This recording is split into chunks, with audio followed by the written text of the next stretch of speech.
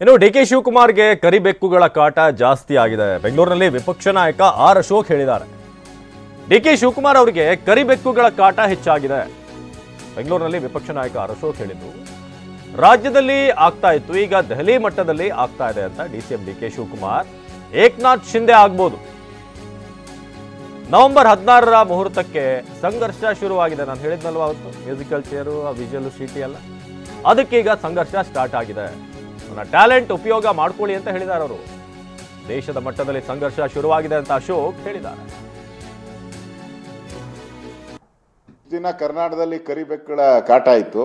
ಈಗ all India ಲೆವೆಲಲ್ಲೂ all India general ಸೆಕ್ರೆಟರಿನೇ ಈ ಕಾಟ, ಕರಿಬೆಕ್ಕುಗಳ ಕಾಟ ಆಗಿದೆ. ಯಾಕೋ ಗೊತ್ತಿಲ್ಲ, ಡಿ ಕೆ ಶಿವಕುಮಾರ್ಗಳಿಗೂ ಈ ಬೆಕ್ಕಿನ ಕಾಟಕ್ಕೂ ಯಾಕೋ ಸಂಬಂಧಗಳು ಕೂಡಿ ಬರ್ತಾ ಇದೆ. ಒಳ್ಳೇದಕ್ಕೆ ಬರ್ತಾ ಇದೆಯೋ ಕೆಟ್ಟದಕ್ಕೆ ಬರ್ತಾ ಇದೆಯೋ ಗೊತ್ತಿಲ್ಲ. ಒಟ್ಟಾರೆ ಅಡ್ಗಾಲಂತೂ ಆಗ್ತಾ ಇದ್ದಾರೆ. ನೋಡಿ, ಡಿ ಕೆ ಶಿವಕುಮಾರ್ ಕ್ಯಾರೆಕ್ಟರ್ ಎಲ್ಲರಿಗೂ ಗೊತ್ತಿರೋದೆ. ಅಷ್ಟು ಧೈರ್ಯವಾಗಿ ಎಲ್ಲ ಕಾಂಗ್ರೆಸ್ ನಾಯಕರ ಮುಂದೆ ವಿಧಾನಸಭೆಯಲ್ಲೇ ಒದ್ದು ಕಿತ್ಕೊಂತೀನಿ ನಾನು ಅಂತ ಹೇಳೋದನ್ನು ಕೂಡ ಕಾಂಗ್ರೆಸ್ ಅವರು ಏನು ಮಾತಾಡಿದ್ರು?